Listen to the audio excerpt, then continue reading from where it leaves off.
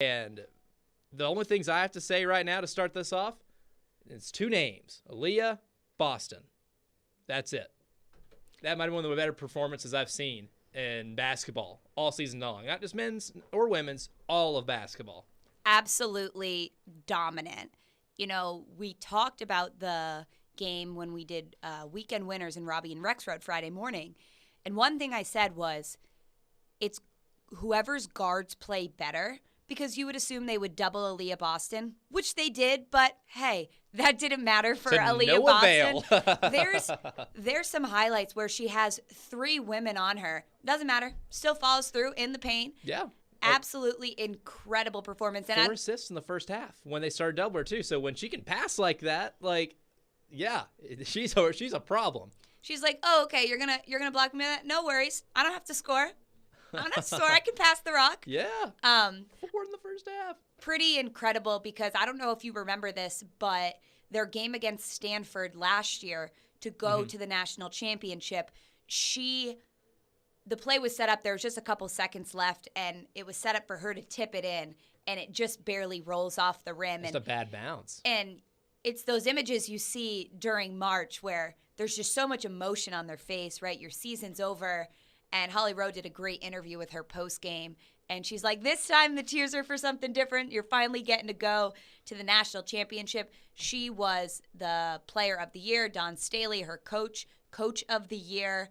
This South Carolina team, they are destined for greatness. It's great. Even though UConn is heading back to the national championship, it's just great for the game that you're seeing these other programs be so dominant. Take off like this. And it just shows that from the bottom up, women's basketball is just getting more resources. There's more opportunity, because for so long it was just the UConn show. Lady Vols were in there as well. But the glory days of Lady Vol basketball. It's not fun when it's the exact same team every single year. But now look at all these other programs. You've got Stanford, you've got UConn, you've got South Carolina, Louisville, which was just really sad to see their season end last night too. But South Carolina pretty much dominated them from start to finish. I will give Louisville's head coach a tip of the cap to playing his best players despite foul trouble. It's like one of my biggest pet peeves in basketball when I see coaches, after a player gets like foul 2 in the first 10 minutes of the game, or like in the women's game, it'd be like in the first quarter, and they just instantly sit that player for until halftime, or maybe even early in the second half. Like, to me, like, that's fouling players out of games. And like last night, like, Louisville got in foul trouble very early in that game with Emily Angsler. And Angsler has been great. She dominated Tennessee when they played. I'm trying to find my computer's acting. I'm trying to find when she picked up that picked up the 3rd foul, and it was relatively early. But like, he continued to play her. She got picked up that 3rd foul like late in the first half, and still played her all the way up until like the last minute or so, like that last 3 seconds, where it's like you don't want to pick up a chippy foul there. And then of course, like the biggest image of that game is her. It's in tears after fouling out with 5 minutes left. But I mean, she wants to be on the floor in that time, and the game's a blowout if she doesn't play. Well, an interesting little fact about her, she actually played at Syracuse, and I covered her when I worked at Syracuse, and they had a bunch of women transfer off the team, and there was a whole situation with their coach. And you see her in a post-game press conference when they made it to the Final Four the other day, her and Haley Van Lith, kind of the 2 superstars on that team, just crying about how much their coach means to them and how much they want to win it for them.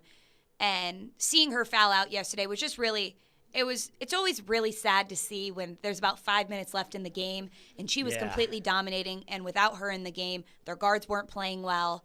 I mean, Haley Van Lith was averaging 21, I think, in the tournament, and only had 9 last night, and was shut down the entire game. Shut down the entire game, and Louisville's not going to win that way, and they know they're not going to win that way. Emily Angsler was kind of their only way they were getting shots up. Yeah, the only way they're getting shots up, and the only somewhat antidote to matching Aaliyah Boston. We're talking about how she was dominant the entire game, but the only thing keeping her from scoring maybe 30 or 35 was Angsler. And That was one thing I did notice last night was I have to give their coach a tip of the cap there for not caving in and sitting one of your best players for 10 minutes at a time because they get in foul trouble. That was even though the score, it was 72-59, and so which doesn't seem on the surface of a really close basketball game, but that was a really good basketball game and coaching matchup too. And I think it speaks volumes. I think South Carolina beats UConn personally, and I'm also kind of hoping because I have a natural bias of being an anti-Gino Auriemma guy from my days of childhood in East Tennessee and cheering for all those Pat Summitt teams. But if Aaliyah Boston's playing like that, I don't know if there's a player on UConn that's going to be able to stop her. UConn looked pretty good last night too, but I'm feeling the South Carolina team. Also, how can you not love Dawn Staley? She's the best. She's got so much swagger. The most. I mean, in all of college basketball, that she gets it. She gets it. I want to play for Dawn Staley. I would love to. I'd run through a wall for Dawn Staley. And I think this South Carolina team, this has been their year of vengeance after such a close loss to Stanford, who went on to win the entire thing, who got knocked out by UConn last night in another close matchup. I think it would be just amazing for South Carolina's program to win.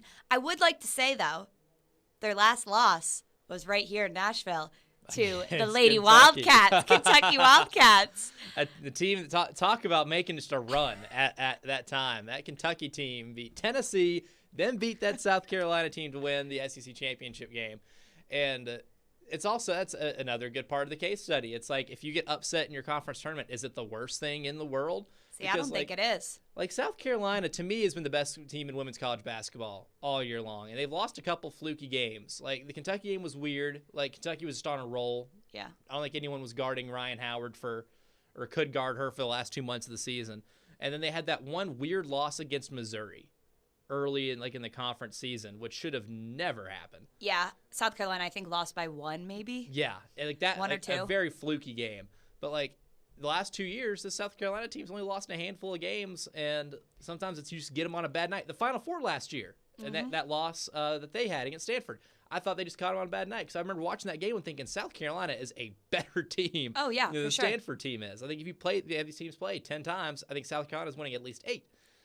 Well, and it's kind of funny because, they had that fluke loss.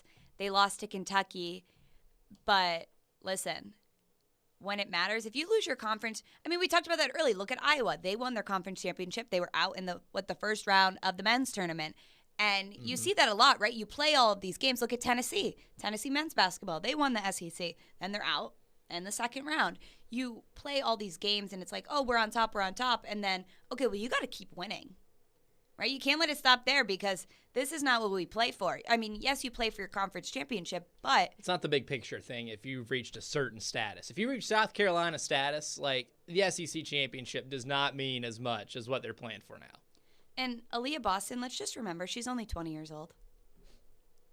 Incredible. So she have another year of eligibility? I think she's only sophomore. I couldn't remember because I know she was awesome last year. I couldn't remember if she still had an extra year of eligibility or if her pro prospects are still really high. I don't know if her game completely translates to the WNBA game because it is kind of a throwback. She kind of like Oscar Tshiebwe, a little bit of a throwback kind of player. Well, they're that absolutely dominant college basketball player, but a lot of the times that doesn't fully transfer into the pros. Exactly, because the game in the pros are men's and women's. It's more wide open. It's more spread out. It's more wide open. Aaliyah Boston did hit a 3 last night. Her last bucket was a 3, and the form looked really good. So you can't convince me that maybe she couldn't do that. The release a little slow. I get it, but the form was fantastic, and she drilled it. But you get 23 points, 18 rebounds, 4 assists on the biggest game of the season to avenge a loss that happened last year at this stage of the tournament. And for her to be able to, not avenge, the best way to be able to right the wrong of missing the bunny at the buzzer last year. Exactly. Was pretty cool to see. And just because of that alone, I know Paige Beckers was awesome. I know UConn pulled away from a really good Stanford team last night, a 33-2 Stanford team. UConn had the lead for 90% of that game. But I still like South Carolina in that matchup. I do too. Also, Aaliyah Boston, only a junior, got Only a junior. got her She's senior getting another year, and then Why she not could come back? potentially take her 5th year if she decides. If her draft stock wasn't that high. There's only 2 rounds in the WNBA draft, but only 12 in each round. So, who knows? We could see her. We could see her the next 2 years in women's college basketball, which would make it a lot of fun. Oh, that would be awesome. I mean, why not kind of anchor the dynasty there? That's the thing, too, in women's college basketball. Like, those players are every bit, if not a lot more profitable than a lot of men's college basketball players. It would be more for her to stay in instead of bouncing to the WNBA if she's not like a top 20 pick in the draft. And, well, I mean, for WNBA, even if you go in the first round, it doesn't necessarily mean you are going to stay on that roster just because there's so many less teams in the WNBA, and they don't have a G League that you can go down to where you could do a 2-way contract like the NBA. And a lot of the women's college basketball players, actually most of them, play overseas as well because they don't get paid like the NBA players. So that's why their season is kind of opposite the men's, because then they're all abroad because they have making a lot more money. Making a lot more money than they make in the U.S. But you mentioned something about money and women's basketball players and being very profitable. On the other side, I've got a fun little fact for everybody about that. Yes, I know exactly where you're going with this, and it is going to blow your mind. We'll get into that and more as you're listening to Courtside with Campbell and Knezovic right here on ESPN 102.5 The Game. The trade deadline is come and gone. I guess we'll see what happens with Forsberg riding this thing out. The Predators can now focus on the final stretch to the playoffs. We're a good team. We're a hard team to play against. We are your flagship home of the Nashville Predators radio network. ESPN 102.5 The Game and the Game Nashville app.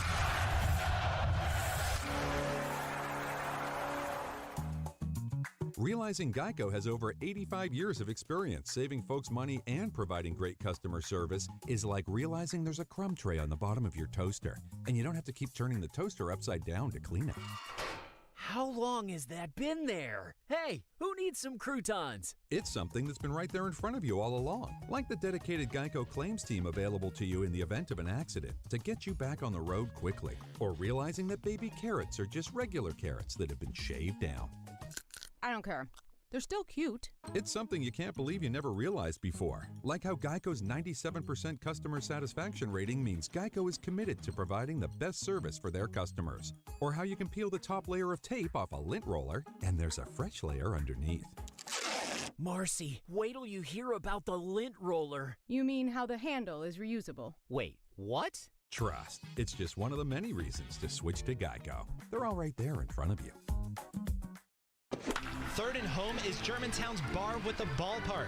Overlooking the Nashville Sounds, you can have the best seats in the house when baseball season returns April 5th. Pro tip, stop by before the game to watch batting practice from the patio and enjoy happy hour food and drink specials. The mouth-watering menu at Third and Home includes signature items such as wings, stuffed breadsticks, classic burgers, and hot chicken and waffles. Third and Home is open Tuesday through Sunday at 11 a.m. For more, visit thirdandhome.com. If you missed the latest from Stillman and Company, delivered by TriStar Moving. Another texter texts in and says, so you think if we don't get a stadium, will the Titans move away again? Yes. Really? Are you surprised by that? I mean, a little. I mean, understand that this isn't the first time that's ever happened, but, I mean, shocks me a little bit. Why? Where are they going? What do all these teams do when they can't get a new stadium built? They go somewhere else. They move. But do you think the Bills would have moved if they hadn't gotten a new stadium? Oh, hell yes. Really? Yeah. I understand it's happened in the past. This is the number one entertainment property in the United States of America. It is number one. It is a $15 billion a year industry. And if they wanted to play games on Tuesday night, it'd be a $17 billion a year industry. Tune in Stillman and Company with Jared Stillman. Weekday afternoons from 2 to 6. On ESPN. 102.5 The Game and the Game Nashville app. If you've got a yard, you may plan on digging in it. Like to build an addition, put in a pool, or bury your pirate booty hard. But you should know that throughout the country, there may be pipelines buried underground. And if you hit one, you've got trouble. Sorry. So before you dig, call 811 to have any buried pipelines located and marked at no charge. For more tips on pipeline safety, visit pipesafety.org. A message from the Tennessee Gas Association, Tennessee Association of Broadcasters, and this station.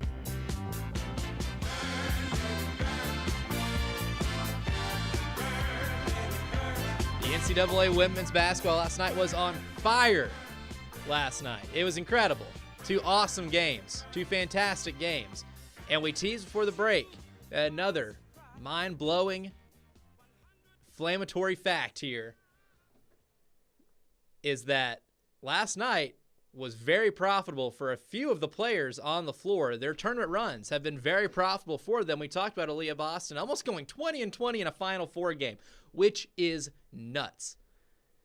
Her coming back to South Carolina to play 1 or 2 more years could make her a lot of money. Michelle, I know you have the goods here on Courtside, Campbell, and Knezovic. You got the goods and the numbers here on the most profitable players, men's and women's college basketball this year.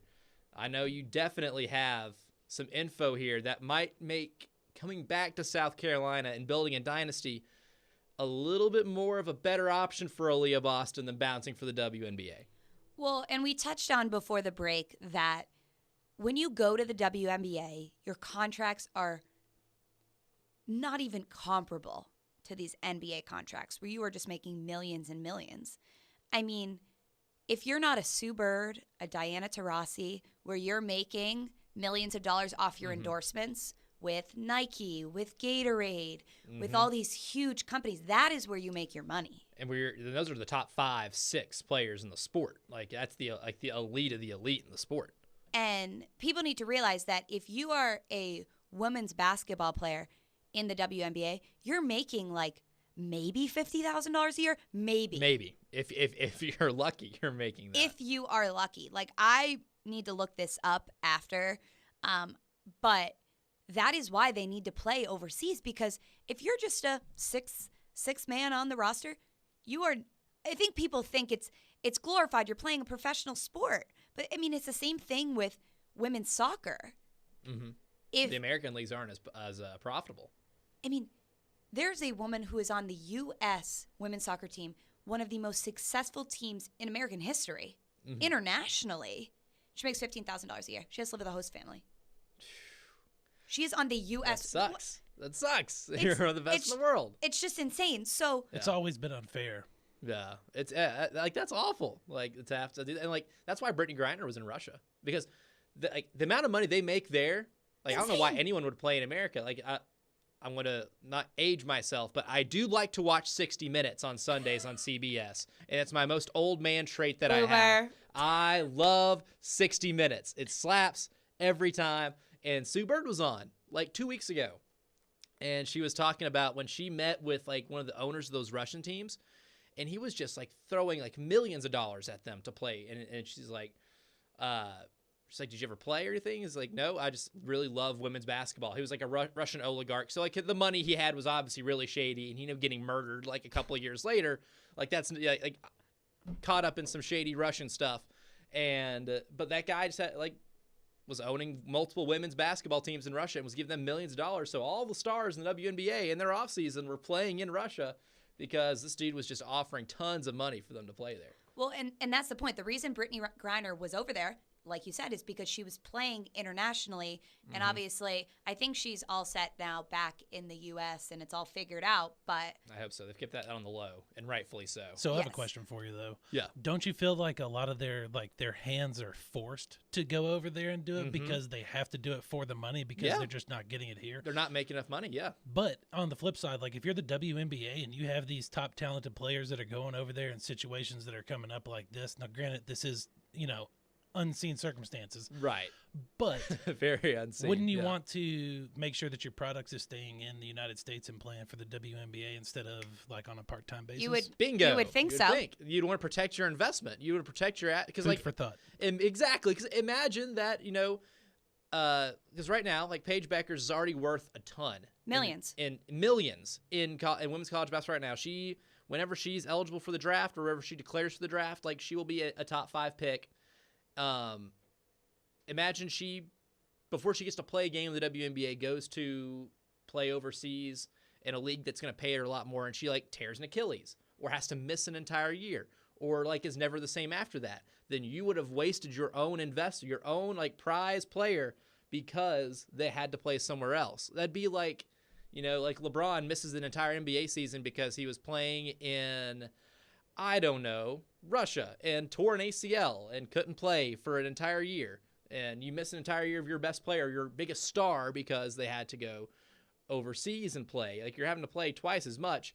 To me, that just makes, like, the WNBA doesn't incentivize their best players to leave college early, which if I'm Aaliyah Boston. Well, you can't. You have to be 4 years. Yeah, 4 years. For women's. Oh, you can't. Okay, I thought you could declare early. Wow. Yeah, so for women's, think about it. They only have 12 teams, so it's Why a lot would they? smaller. Yeah.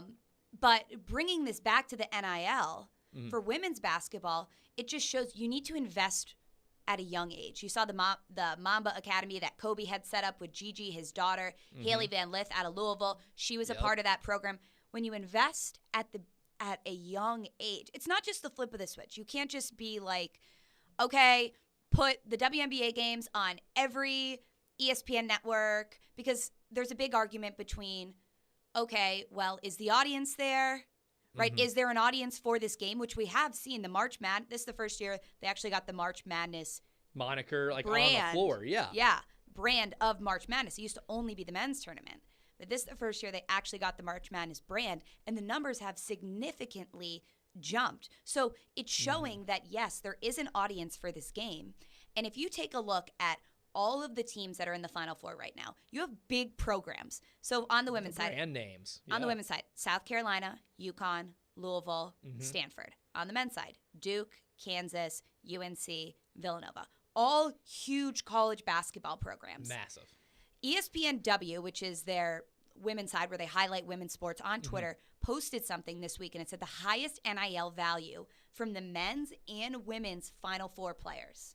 Okay. Right? So out of all of these 8 teams, coming in at number 1, Paige Beckerts, which we talked about earlier, has a bunch of rock star. Yeah. Coming in second, Louisville's Haley Van Lith, who was right up there with her. Both of these two girls have been, even when they were playing in the AAU circuit and in Kobe's Mamba Academy and Team USA, you could see that they were investing in them and on social media, and they became rock stars before they even went to college. Then you've got, coming in at 3, Benchero from Duke. No surprise there. He probably might be maybe the number 1 pick in the NBA draft. Yep, he's already like that kind of star alone, and playing for Duke is going to help a ton. You should be making that much money. Exactly, right? Yeah. Coming in at 4, Zaya Cook out of South Carolina. And then coming in at 5, another UConn player, Ozzie Fudd.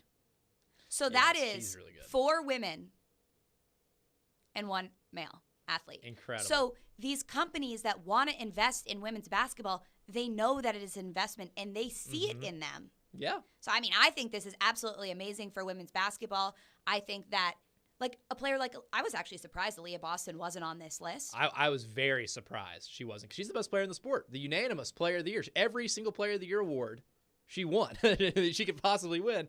She won. And when you just watch the games last night, like, she is the best player on the floor and is somehow not the most profitable player on her own team. But that does speak volumes that if that's the situation you can have, that the direction of the sport is trending in an awesome direction. Well, and it's keeping these players for 4 years. They're going to be able to – Paige Beckerts and Haley Van Lith are going to be multi-millionaires. Yeah.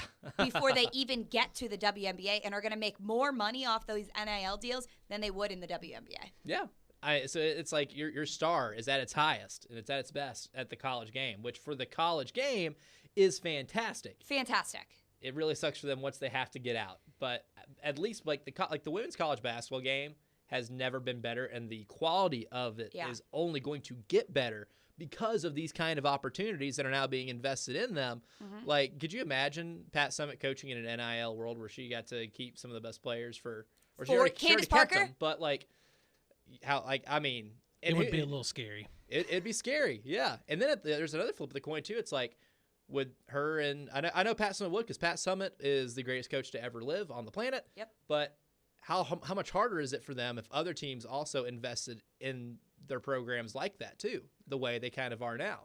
Like, I would love to have seen Pat Summitt and Don Staley coach twice against each other each year. Would have been fantastic. 3 times they played in the SEC tournament. Well, and then you've got an NC State, which that team could have been a Final Four team. Man, that was the best game of the tournament. I think men's and women's. Yeah, UConn, without a doubt. NC State.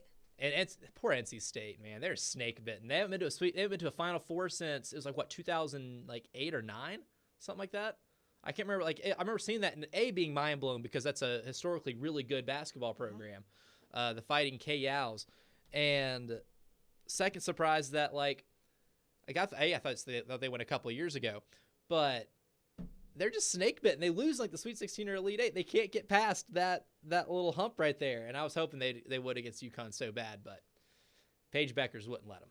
Paige Beckers, and in that game, went into double overtime. She did not miss a shot until 1:45. She's incredible. 1:45 left in the second overtime. She's incredible. She's so good, and I hate it that she plays for UConn. Hate it. I haven't had that feeling about a UConn player. I'm like, man, I hate that they have her since Breonna Stewart. And people are saying she's a smaller version of Diana Taurasi. Not sure if anybody saw, but ESPN's doing a GOAT cast, which is a different version essentially of the Peyton and Eli Manning cast. They're doing a Diana Taurasi and Sue Bird cast. Didn't get to watch it last night, but I feel like that would definitely be very entertaining. I popped in for a little bit of it. Sorry to interrupt you. Was it good? Yeah, it was good. Now, keep in mind, it was like 10 minutes, but I had some spare time, and I was like, popping through. But it was good. What I saw was really good. The two of them, I mean, just iconic in general, but Sue Bird's got great sense of humor. And I love Get Megan Rapinoe in there. Get Megan Rapinoe in there. She's hilarious. Yes. You throw her in there, then I'll sit down and watch the whole thing. Me too. Man, huge Sue Bird fan. Couldn't cheer for her in college, but fair. If you get the chance, watch the 60 Minutes piece on her. It's really good. You're gonna feel like an old man because you're watching 60 Minutes, but it's not a bad way to spend some time. But there's still one more game to go. South Carolina, UConn. We'll break that game down, and we'll go ahead and get into some of the games today that are happening in Nolens in the Superdome, the house of the New Orleans Saints. They got a couple big games there, including what might be the biggest game in college basketball's greatest rival. We'll get into that and more on the other side. Courtside, Campbell, Knezovic, right here on ESPN 102.5 The Game. After months of playing, college basketball has determined the top 4 teams, and the final 2 rounds will crown this year's champion. BetOnline.net is your #1 source for all your betting needs and sports info. From all the latest odds, contests, and player props, you name it. And it's not just basketball. BetOnline.net is your continued source for all your sporting wagering information, including live betting and your favorite Vegas casino games. Head to the website today or use your mobile device to learn more about the trends and action. BetOnline.net's where the game starts. Harmon Energy is your one-stop petroleum solution across all of Tennessee, offering turnkey petroleum solutions for professionals in major industries, serving trucking fleets, construction companies, industrial plants, and more. Whether a large corporation or owner-operator, Harmon Energy has your diesel fuel, lubricant, DEF, and equipment needs. No matter how you're getting there, start with Parman. Visit ParmanEnergy.com for more info. Your Tennessee petroleum solution, providing totally outrageous customer service. Thinking about making a change? You've put in the years and had success, but ready for something more? Well, good news. Little Guys Movers is looking for folks just like you to own and operate their very own Little Guys Movers franchise. From Broadway to Brentwood to Mount Juliet, if you can hear my voice, there's an affordable, profitable Little Guys franchise opportunity nearby. Use your existing 401k to invest in yourself. Financing options are available. Join a team with 30-plus years of growth and good times. Learn more at littleguysfranchise.com and then make that call.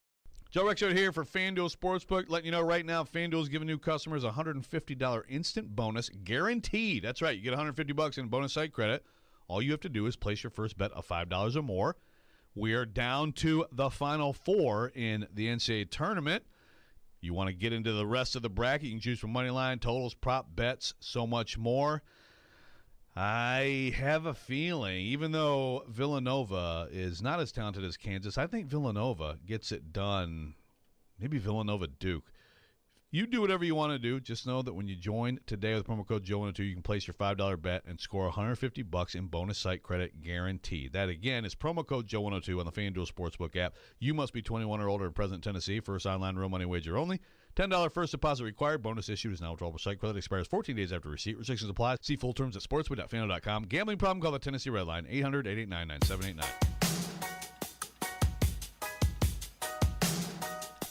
Two incredible games on the women's slate last night, resulting in UConn, South Carolina national championship game. That is tomorrow at 7. We can go and break down some of the games that are happening in the Big Easy tonight. The first Final Four in the Big Easy since Michelle's beloved Kentucky Wildcats beat Kansas with Anthony Davis in what I thought was the greatest freshman season of any college basketball player until Zion Williamson became a thing. And he didn't shoot well in that game. He didn't have to. Yeah, that was my favorite thing. Real quick, my favorite thing about that Kentucky team or about Anthony Davis that year was he did not have to shoot the ball once to be impactful in a game. He was blocking shots. Even if he wasn't blocking shots, he was altering every single shot and was a one-man defensive wrecking crew for that Kentucky team. All you have to do is be somewhat good around him, and they ran through that tournament. Well, and the funny thing is, outside of Anthony Davis, who else was on that team? Man, it's like nobody that actually ended up being really good what I'm saying. in the NBA. Yeah, like Michael Kidd-Gilchrist was taken number 2, which now is laughable that guy was taken number 2 overall in the NBA It helped that draft. he played next to Anthony Davis. Yeah, Michael Kidd-Gilchrist can thank Anthony Davis for solely making his stock that much better in the NBA draft.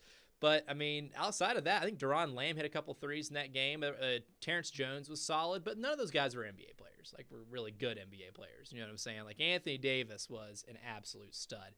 And that, like I said, one of the greatest freshman seasons in the history of college basketball. It was fantastic. Well, and not to, I mean, you got me talking about Kentucky, so I got to bring this up. Oscar Tshiebwe, who did end up getting Player of the Year, he is the most recent Kentucky player to even come close. I mean, surpass in some, like, I think he went on some streak of like 16 games with double-doubles, probably more than that. I couldn't even keep track towards the end. Is he the first player? He's the first player since Anthony Davis to win the AP Player of the Year, isn't he?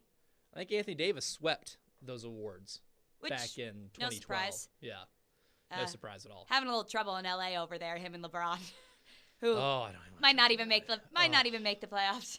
I'm a lifelong Laker fan. I almost hope they don't make the playoffs. They don't deserve. It would be better that way. I don't even want to see them in the play-in game. Like, I want them out. I want the 2021-2022 Los Angeles Lakers out of my life now. I'm ready for it. Like, it's my favorite team, and I can't watch them play. I can't. It's too hard. Like, they kill me on a nightly basis.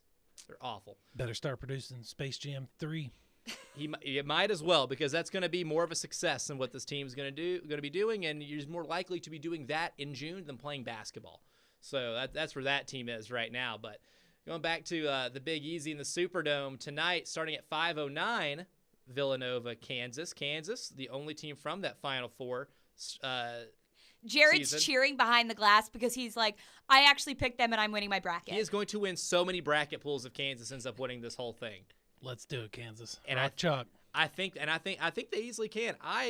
My first feeling of this game, Michelle, is I look at this matchup and I just have a feeling Kansas just rolls Villanova, which is bad news for Kansas because I've been wrong on every single turn. We could make a montage about how during this tournament, every pick that I felt great about absolutely fell on its face. But without Justin Moore, I don't know if I can see Villanova hanging for a full 40 minutes with Kansas. Like, I think they can keep it close because they play so slow. I think something important too to note is that that is the best performance we have seen from Kansas all year against Miami. Oh, that might be the second half I've seen in my life. 47-15. Yeah, and they haven't played like that all season. And don't get me wrong, I think that Kansas, depth-wise, just honestly better to watch, right? Because they play fast. They play fast. They love to play up tempo. Whereas Villanova's going to slow them down. That's the name of the game. We talked about that last week. The slowest team in the country. But Villanova now only having 5 guys who you really want on the court with a big injury last game. I could see Villanova hanging. I mean, I could see this game going one of two ways. Yeah, I could see Villanova in Kansas, taking it down to the wire. Villanova just slowing Kansas down, playing the way they want to play, shooting from the outside. And also, I trust Jay Wright in March. I do too. I don't want to completely go against him. I can't believe that man is 60 years old. He looks so good. He's suave. He looks 45. He's a silver fox. He is. I know the trendy thing now is coaches wearing polos and stuff or quarter zips on the sideline, which I love. I'm not against, but Jay Wright used to be the master of the suit. The sideline suit was Jay Wright's specialty. That man could pull it off. Pinstripes on a suit, that is Jay Wright's specialty as a suave man. But I do not like betting against him in March. Well, in general. And if you take a look at the history of March, right? Villanova is not a blue blood. Your tradition, yeah. If you define blue blood as someone who's been great since at least 1950. Since Naismith. Yeah, since Naismith. Yes, it's the days of James Naismith. You would not consider Villanova a traditional, I'm putting air quotes here for those who aren't watching on the stream, blue blood. And I think people need to be careful with, I'm not saying Villanova is not a phenomenal basketball program. Juggernaut now. Because as of recent, I mean, look at what Jay Wright has done since 2016. He has won 2 national championships in 16 and Pretty 18, potentially going on a third, which would surpass Kansas. Yep. He already has more than Bill Self. Would surpass Kansas if he was able to get this one done. Has been to the Final Four 4 or 5 times since 2016. Is this his 4th or his 5th? This might be his 5th time. I think this is in the Final Four. I think it actually might only be his 3rd. Because I don't think he's ever lost in the Final Four whenever he's gone. No, just kidding. No, you're right. He lost in 2009. Yeah. North Carolina, that team that bludgeoned everybody, bludgeoned them in the first round or the first round, Final Four. Could Jay Wright be?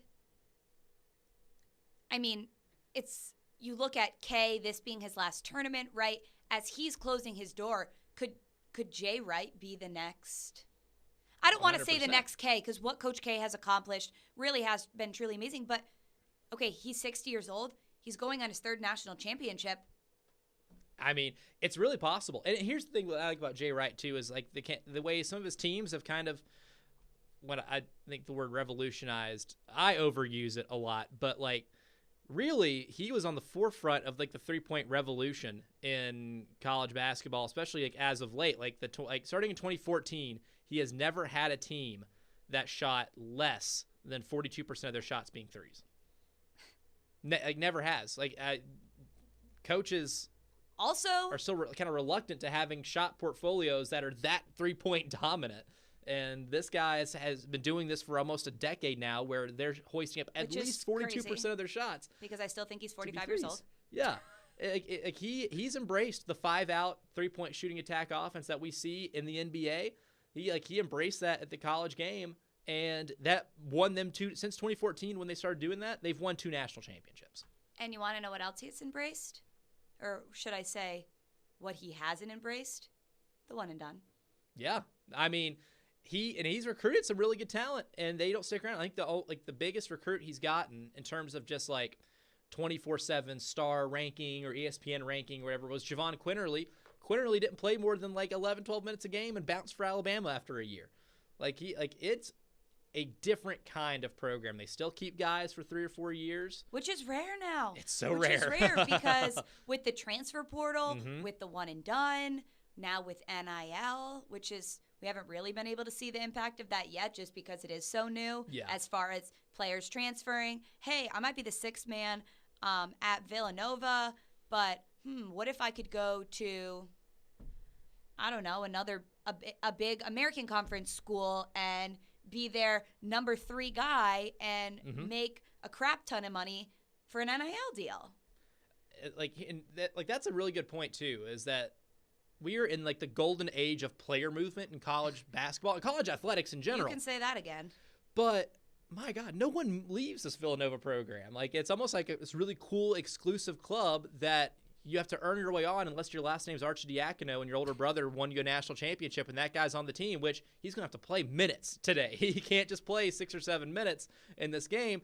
That kid's going to have to play some minutes. Chris Arcidiacono is going to have to be a key player if Villanova wins against Kansas today, just because like Michelle said, they were a 6-man rotation before Justin Moore snapped his Achilles in the last minute of that game against Houston. They are a 5-man rotation right now. They're going to have to play at least Chris Archidiakonis is going to have to give them 20-plus minutes off the bench, and that's one thing that would concern me. However, what doesn't concern me, like Michelle said, Jay Wright. Like, we talk about great coach teams this year, and we talk about, like, scheme, right? Like, we talk about Musselman, we talk about how their defense is schemed. We talk about a bunch of different coaches, and we point to, like, the X's and O's on the floor, but, like, what Jay Wright does better than everybody else is not just on the forefront of, if you shoot a lot of threes, you can win a lot of games because it's high reward kind of stuff. Like, they're the most fundamentally sound team in college basketball. This might be the most fundamentally sound team I have ever seen. Like, when you watch them today, notice how many jump stops. Go off one foot, land on two, and they're in triple threat position at every single turn. Like, back to the basics, baby. They pump fake more than any team I've ever seen in my life. Like, when I was watching that Houston game, like, and I've noticed about this Villanova team all year, but like that Houston game, it was amplified where I was like, man, this team utilizes the pump fake better than any team I have ever seen in college basketball. They're always in perfect triple threat position. They're always pump faking. They're always in control. While they play slow, they play very in control. And that's what I love about this team. Also, they shoot 83% from the free throw line.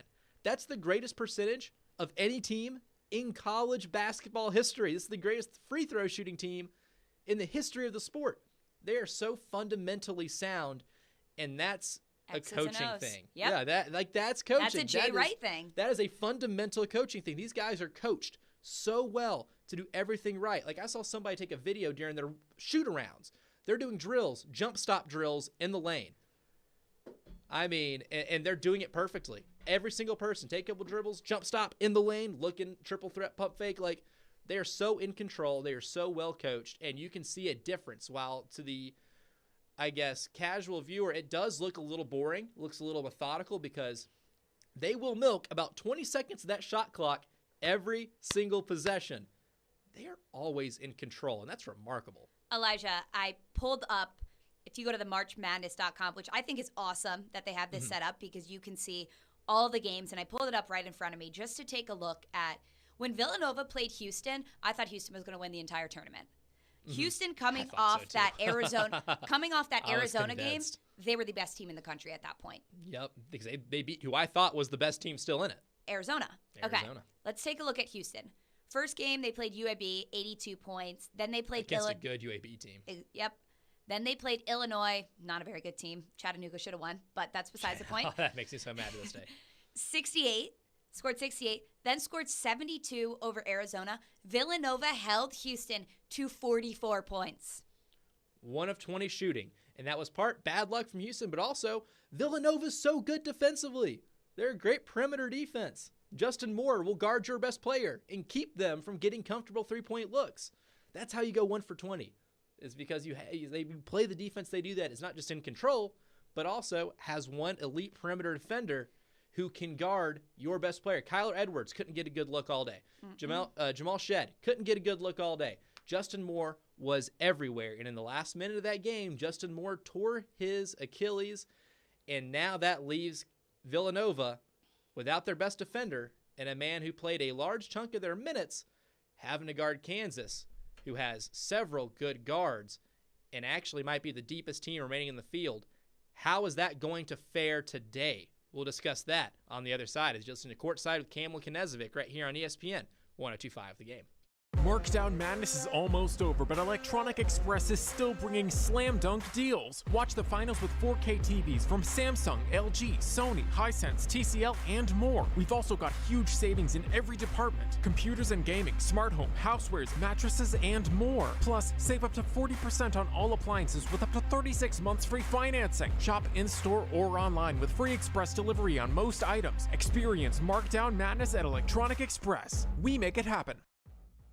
Trying to find a new home right now is next to impossible. Very little inventory, prices are crazy high, rates are moving up. Here's a better idea. Let my friends at Loan Pronto refinance your current home, turn all that equity you have into cash, and totally transform your house. A new kitchen, new bathroom, a pool. Think about it. Your home value is up. Instead of wasting all that on an overpriced new house, convert that equity into cash for a home makeover. One local couple did it and got $200,000 out. They added new hardwoods, an outdoor living space, a swimming pool with spa and all new cabinets and appliances, plus a home office. Now they have their dream home, and they never had to move. Call Loan Pronto. Ask about their home improvement refi. Give your home a total makeover and do it now. You can even skip your next house payment in the process. Call now, 615-499-5780. That's 615-499-5780 or loanpronto.com. 615-499-5780. Equal housing lender. NMLS 166-1781. Subject to lender approval.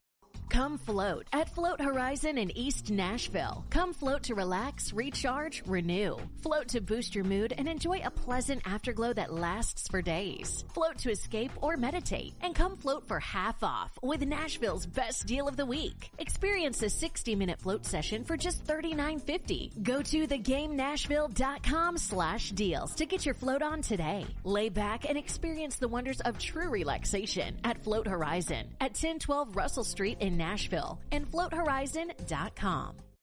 If you missed the latest from Stillman & Company, delivered by TriStar Moving. But at this point in the season, you got to pick up points wherever you can. No. What? That's the playoffs. That's the playoffs. If you want to say, okay, once you get into the playoffs, I don't give a rat's ass how you win a game. Well, it wasn't encouraging. I do not care if it takes a miracle goal from Pontus Aberg against Anaheim to win a playoff game. Whatever it takes to win a playoff game, I'm fine with. Not this. I mean, they need to blow out the Ottawa Senators. They need to blow them out because right now you got to start playing well.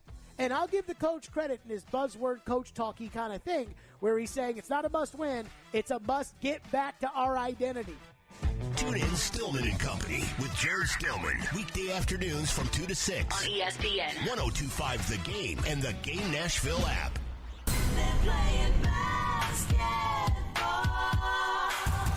Sunday. Call your friends. I think it's one of those nights for Luka. The Mavericks head to Milwaukee to take on the Bucks in NBA action. Stroking Drew Holiday for three. Coverage begins at 11:30 a.m. On ESPN. 94.9 and the Game Nashville app.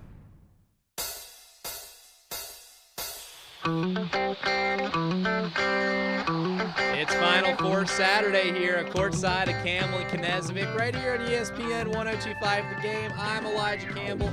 She's Michelle Knezovic. We're flying like eagles on this Saturday because it's the best Saturday of the college basketball season.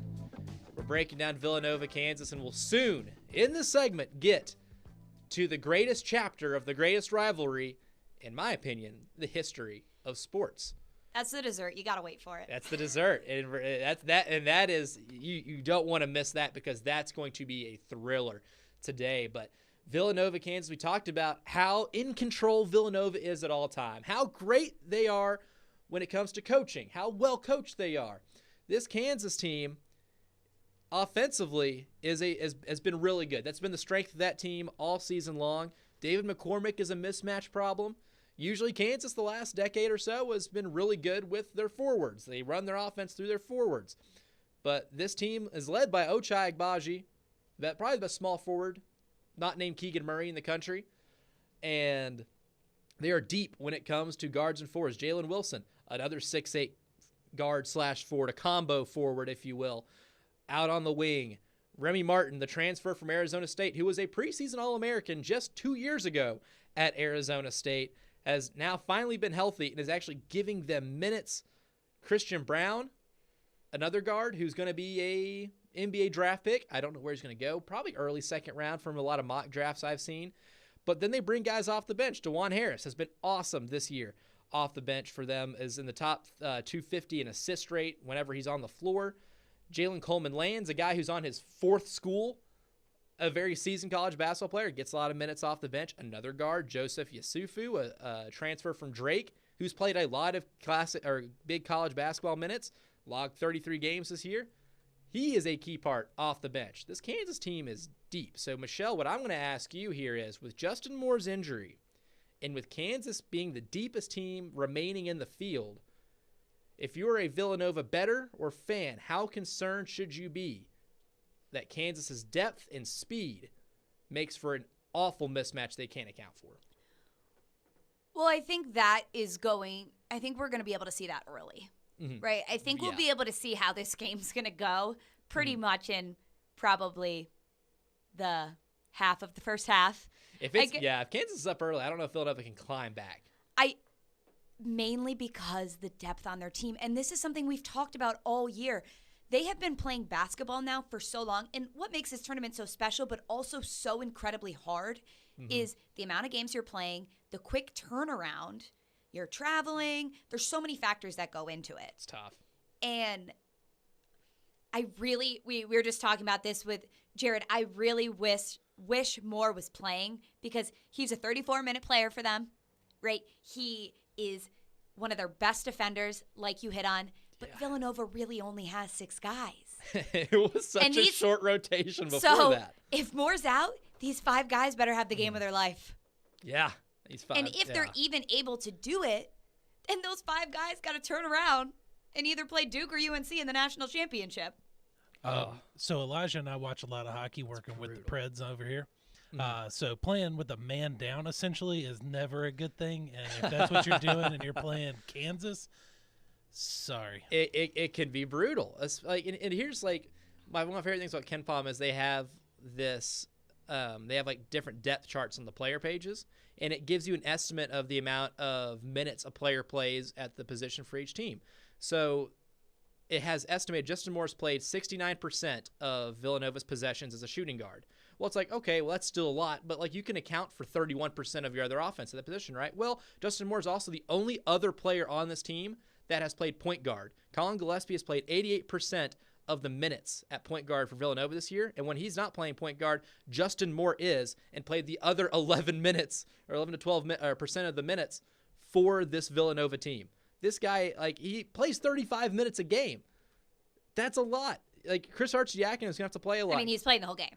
Yeah, Arcidiacono is going to have to play a ton. And this is a guy who is a 6'5 junior. His brother was the point guard on the first Villanova championship team. He made the pass to Chris Jenkins to set up that iconic shot.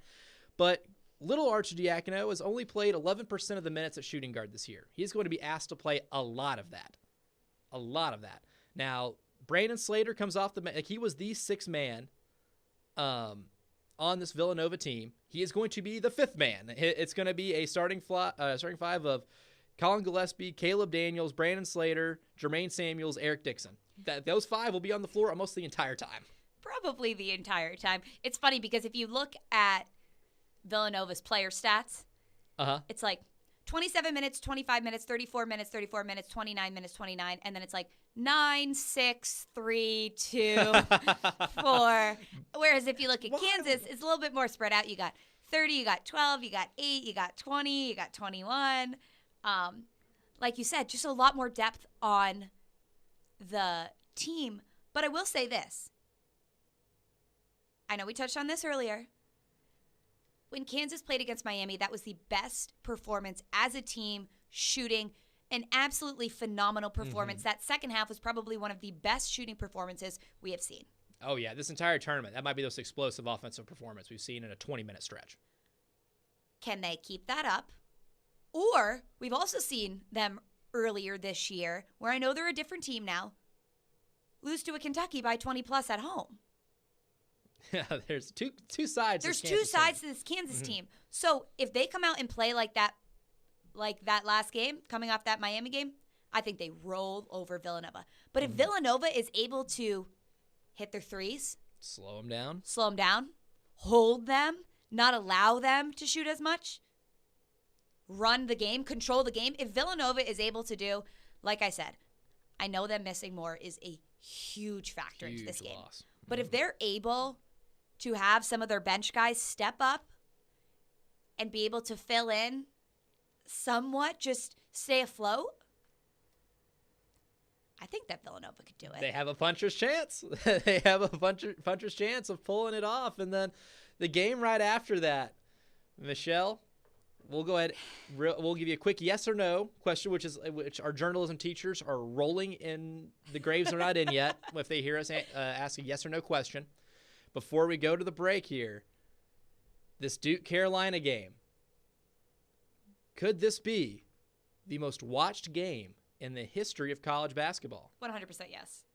I think it's a yes, too, and we're going to tell you why on the other side as you listen to Courtside with Campbell and Knezovic right here on ESPN 102.5 The Game. ElectronicExpress.com. We make it happen. To understand what makes Genesis Diamonds so different than other jewelry stores, you have to go back over 40 years to the diamond cutting capital of Tel Aviv, Israel. That's where Genesis owner Boaz Ramon grew up, in the center of the diamond universe. His connections with the best diamond cutters allowed him special access, giving rise to a thriving wholesale business here in the United States. Then, after a few years, this wholesaler changed the game and started selling these precious diamonds direct to the public at the same prices he had sold to the jewelry stores. The no middleman concept became an instant success. Today, Genesis Diamonds provides that extraordinary value to people right here in Middle Tennessee, leading the industry with the highest quality diamonds that still come straight from the best cutters, offered at the guaranteed best price of any jewelry store in America. Genesis Diamonds, a truly revolutionary concept with a unique history rooted in quality, committed to excellence, and always focused on value. Genesis Diamonds, now with a stunning Omega Watch Boutique, Green Hills and Cool Springs. Erectile dysfunction ruins sex, but it's more than that. It harms otherwise good relationships. It destroys marriages. It can cause depression and anxiety, and it can be extremely hard on a man's self-esteem. This is Kim for the Tennessee Men's Clinic, and if you're suffering with ED, if it's affecting you, I want you to know that if you're like most men, we can treat it and get you back to the man you used to be. At the Tennessee Men's Clinic, we're ED experts. Our protocols have success rates as high as 90%. We've successfully treated thousands of men in the Music City, and we have a variety of treatment options and treatment combinations that could have you performing like you haven't in years. You could even last up to an hour and experience great sex again that is satisfying for both you and your partner. In treating your health, expertise matters, so make an appointment today. Your initial appointment is only $99 and includes blood work and a medical consult. Call 615-208-9090 or go to TennesseeMen'sClinic.com. Visit our website to learn more, including side effects. Treatments extra. Results vary.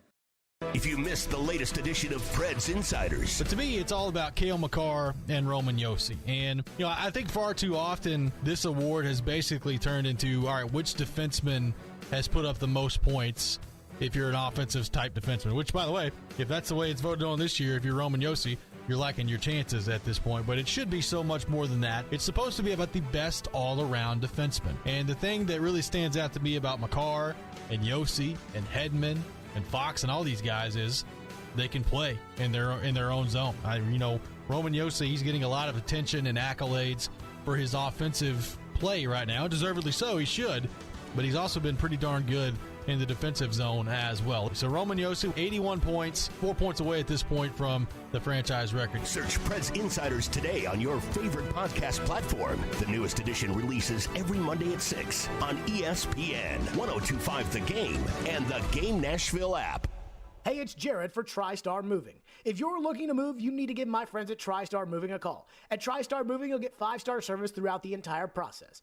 Everything will be taken care of, from covering your floors, banisters, railings, front door thresholds, furniture, TVs, and more. They took great care of my move and made it as stress-free as possible. If you're looking to move, give TriStar Moving a call, 615-640-1219, or visit them at nashvillemoving.org/radio and get 5% off your entire move. TriStar Moving, my official movers. From the Hillside Medical Game Studios, WPRT-FM Pegram, WPUC HD2 Laverne, with Darren, Donick, and Chase middays from 10 to 2. Talk amongst themselves. It's not a star-studded group. They're not all there. ESPN 102.5 The Game and the Game Nashville app. A Cromwell media station. Giving you the latest info on college hoops. It's Courtside with Campbell and Knezovic on ESPN 102.5 The Game and the Game Nashville app. That's right. Final Four Saturday. We have been doing our first season of Courtside Campbell Knezovic since late October. we've been bringing you the best audible college basketball coverage in the great city of Nashville all season long, and today's the day. It's Final Four Saturday. It makes me sad because it's almost over. I know. It feels like it's flown by. And usually we get good games in the Final Four every year. Like last year, we had an all-timer with Gonzaga and UCLA, and that wasn't supposed to be. We had a great matchup with Baylor and Houston, but we never get a rivalry game like this. I know we got Kentucky and Louisville back in the Superdome in 2012, and 10 years later, we have the best rivalry in the sport, and in my opinion, all of sports, playing in a Final Four for the first time in history. We both agreed before the break last time, Michelle, that this is going to be the most watched game in the history of college basketball. I think it is too, and the storylines are everywhere, right? Duke, Carolina, Coach K's last year. North Carolina hanging 94 points on Coach K's last game at Cameron Indoor Stadium and embarrassing them on a national stage. This North Carolina team that isn't a typical North Carolina team and is an 8 seed and has had to claw their way just to get into the tournament because they suffered an embarrassing loss to Pittsburgh late in the season, which counted as a quad 4 loss, and they weren't in the field until they had that shocking win at Cameron Indoor Stadium. You have the potential number 1 pick in the NBA draft in Paolo Banchero. You have Hubert Davis at North Carolina making his first season as a North Carolina head coach, coaching the Final Four. Am I leaving anything out? There's so much going on. There's so many layers to this game, Michelle, that this has got to be the most watched game. How about Coach K's record against UNC? Yeah, good call, because this is his 100th game against North Carolina, and his record against them is 50-49, and they can't be separated by more than 10 points in all those games combined. I mean, think about that. That is, I would agree with you. The best rivalry. Remarkable. In all of sports, it is dead even. It's dead even, and I always find it funny whenever schools of that proximity have to play in a place like New Orleans. They're 8 miles separated, and they're having to play each other in New Orleans for a chance to go to a national championship game. But I've always thought it's the best rivalry in sports. But like you said, because it's so competitive, the teams, even when they're in down years, give each other the games of the season, and you can look at the alums on both sides and be like, you could build the NBA's greatest list of players based off the guys that have played solely at Duke and Carolina. It is remarkable how that is, and being only 8 miles apart, it is a rivalry that goes generations. And now for the first time, they're not only just playing an NCAA tournament for the first time, they're in a Final Four. You could not paint a better picture to end Coach K's career. Yeah. Right? This is such a stage. You couldn't have drawn it up better. I think as this tournament unfolded and as we did the show every week and as we talked, we were like, oh, Duke's still hanging in there. They had glimpses of greatness this year, but then they had other games where, okay, defensively not the best. UNC, we actually didn't even have them in the bubble until they beat Duke in Cameron. Yeah, I had them out of the field for almost the entire season. You could say that win put them into the tournament and solidified them getting here. But I just hope it's a really good game because everyone's eyes are going to be on this today. It has the making for one of the greatest games if it ends up being really competitive, just because of everything that we just laid out too, right? You have the evenness because Duke drubbed, absolutely destroyed North Carolina in Chapel Hill. And I remember watching that game and being like, yeah, that's how these two teams are this year. When they play in Cameron in the last game of the year, it's going to be ceremonious how Coach K is going out of that building because Duke is light years ahead of this North Carolina team. Well, then North Carolina does the exact same thing to Duke. And so these teams on the biggest stage for Duke. And so something's got to give here for these two teams. And when I look at the matchup, both teams are somewhat similar in style. North Carolina is kind of more of a NBA mirrored offense because of the way they like to run. They like to get out in transition. They love to shoot, and they have Armando Bacot as the cheat code down low. He is their Oscar Tshiebwe. He gives them more possessions. They're not an elite offensive rebounding team, but they have an elite offensive rebounder in Bacot, number 25 in the entire country in offensive rebound percentage. But lately, they've been just shooting the lights out, Michelle. Like, in terms of, like, tournament runs, this might be the best shooting performance over the course of 4 games that we've seen in a long time. And if you look at them, if you look at the side-by-side stats of this North Carolina and Duke team, they are pretty much dead even on absolutely everything. Mm-hmm. Field goals, both at about 27. Three-pointers, both at about 8.2. Free throws, both at about 14. Rebounds, both at just season stats, percentages overall. I'm looking at the side-by-side right now, and they're essentially even in every single category. Yeah. So That's this pretty has remarkable. every single mark to make it an absolutely incredible matchup. Like you said, first game of the year, Duke went in and absolutely rolled over North Carolina. Mm-hmm. Then on Coach K's, I almost want to say like inaugurational, just this absolutely extravagant, swan song. way over the top, extremely over the top. If you are Duke, you are saying, when you made that whole event, you are saying there is no way North Carolina is going to win this game. When you put the ceremony after the game, you are saying there is absolutely no way North Carolina is going to come in here. You're preparing for a celebration. And when your tickets are hundreds of thousands of dollars, and then North Carolina absolutely just stomps on them. 94 points. 94. And here we are. And now we're here. Like, it's funny because the speech after the game where Coach K, just like scolds the crowd for talking while he's talking, and he goes, this is unacceptable, but our season is acceptable, and the season's not over. Like, part of me was like, ooh, like, the season's not over. Like, they're going to remember this game. And, like, if Duke ends up winning the national title, you are looking at that moment right there as when this whole thing turned around, because they realized they are not unbeatable. They realized that teams they beat by 30 in the regular season earlier can beat you at any given time if you are not on your A game. Oh, I mean, it brings them back to reality. Yeah. You think those guys wanted to come out there and do that ceremony for Coach K after that embarrassing loss?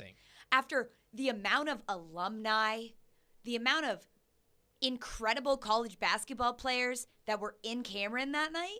Mm-hmm. That's embarrassing. It's absolutely embarrassing. It's like I remember watching that game, and like I don't consider myself a Duke fan, but I don't really cheer against Coach K because I like Coach K. I got to go to Cameron Indoor once as a 14-year-old and be a part of the Cameron Crazies, and I was like, this is college basketball. This is really cool.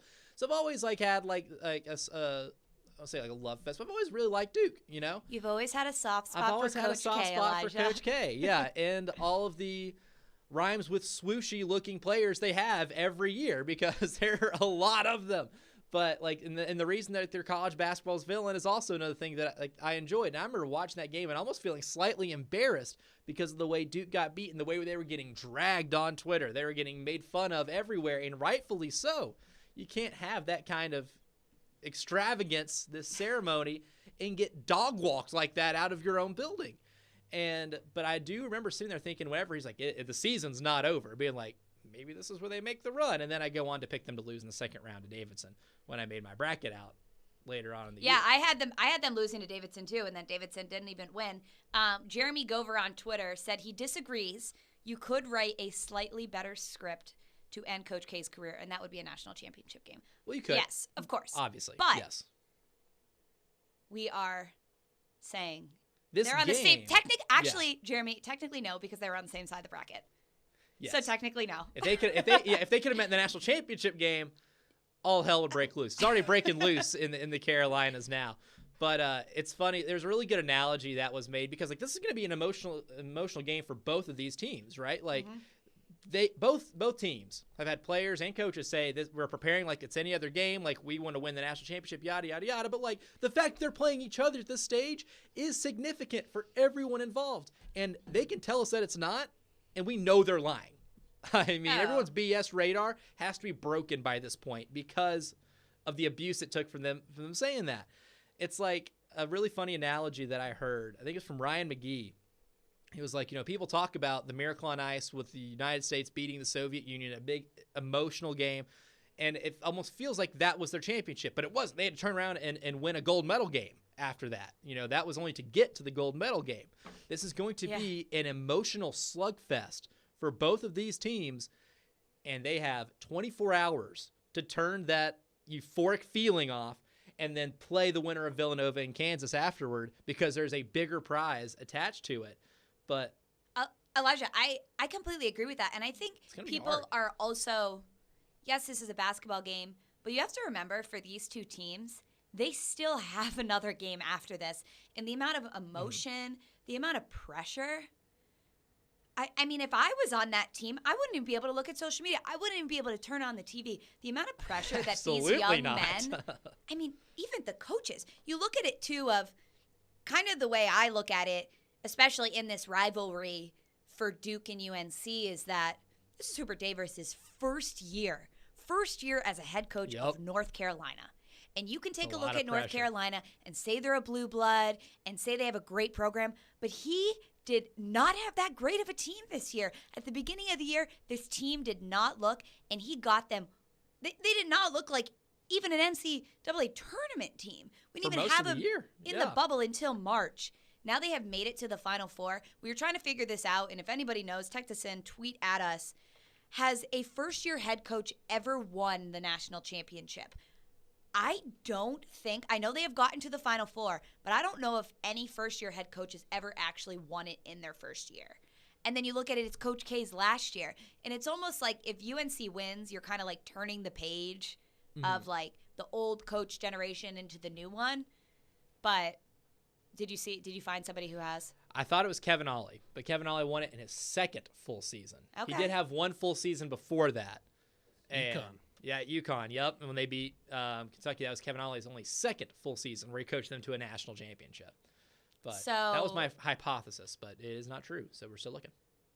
I mean, this would be pretty amazing for Hubert Davis and what he has done at North Carolina. Especially considering last year they were in the same spot. Like last year they were an 8 seed and got bounced in the first round. Wisconsin beat them in the first round of the NCAA tournament in an 8-9 game last year, and they were in the same position they were this year. They almost had the same team. Baycott came back. Caleb Love came back. I'm trying to think of other guys. R.J. Davis back. Like Leaky Black, who's seemingly been at North Carolina forever. Has been one of those guys that stayed around for a while. He also seems to be everywhere on the court. Like when the broadcasters are calling the game, it's like He's Leaky Black over here on the left on this post.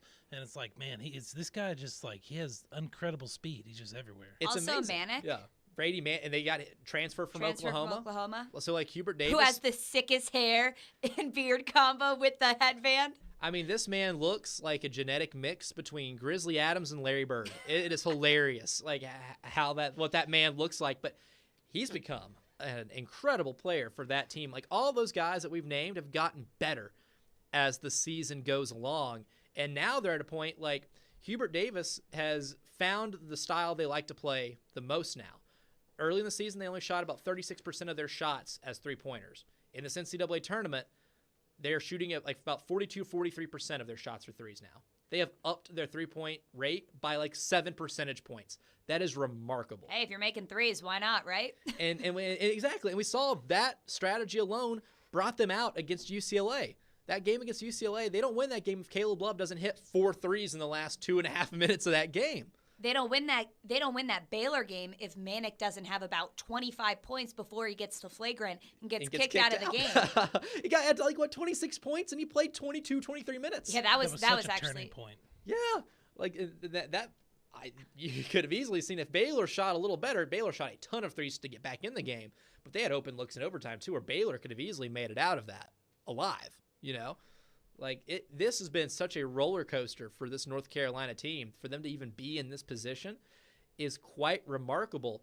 So that the pass both of these teams have taken here is pretty good. So when you look at this matchup on paper, it gets really juicy. We've already talked about how big the game is, the magnitude of this rivalry and of it being in the Final Four. Up next, we're going to talk about how these teams will fare on paper for the third time this season, right here on Courtside with Campbell Knezovic on ESPN 102.5 The Game. Gary Ashton here. Most people in Nashville know me as the don't sell without the intel and the guaranteed offer guy. But despite my accent, I'm also 100% guaranteed Nashville. I'm a guaranteed musician, a guaranteed dog lover, and you're also guaranteed to see me at every Titans and Preds game. Guaranteed offer means the Gary Ashton team with RE/MAX Advantage will sell your house for top dollar with no cleaning, staging, showings, or open houses, and give you up to 90 days to close. So there's plenty of time to find your next home. Guaranteed Nashville means my team lives here and loves it here. We've served Nashville for over 20 years, and we're passionate about helping the people we call neighbors and friends, which is why we've had a long-standing tradition of donating to the Vanderbilt Children's Hospital. If you're thinking about a guaranteed offer, get the only one that's guaranteed Nashville. Request a no-obligation offer by calling 615-301-1650 or go to GaryAshton.com today. Remember, Gary Ashton, guaranteed Nashville.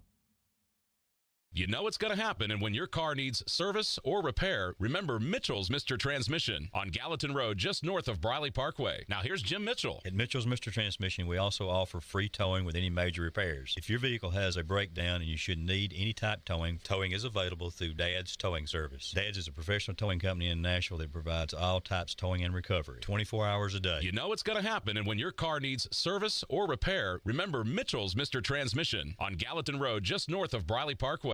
If you missed the latest edition of Preds Insiders. But to me, it's all about Cale Makar and Roman Josi. And, I think far too often this award has basically turned into, all right, which defenseman has put up the most points if you're an offensive type defenseman? Which, by the way, if that's the way it's voted on this year, if you're Roman Josi, you're liking your chances at this point. But it should be so much more than that. It's supposed to be about the best all-around defenseman. And the thing that really stands out to me about Makar and Josi and Hedman and Fox and all these guys is they can play in their own zone.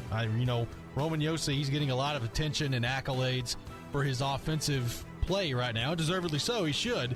But he's also been pretty darn good in the defensive zone as well. So Roman Josi, 81 points, 4 points away at this point from the franchise record. Search Preds Insiders today on your favorite podcast platform. The newest edition releases every Monday at 6 on ESPN, 102.5 The Game, and the Game Nashville app. Listen to Stillman & Company with me, Caroline Fenton, all season long on ESPN 102.5 The Game for your chance to win Nashville Sounds tickets courtesy of 312 Pizza Company in Germantown. ESPN's Teron Davenport breaks down the Titans like no other. On the field chemistry, I don't think it's going to be a problem. It's just going to be a process. Catch TD Mondays at 11, Thursdays at 3, and Fridays at 8. Plus, the Talking with TD podcast drops every Wednesday. When you draft players, it's not just for one season, it's for a career. Nashville's best sports talk. ESPN 102.5 The Game and the Game Nashville app.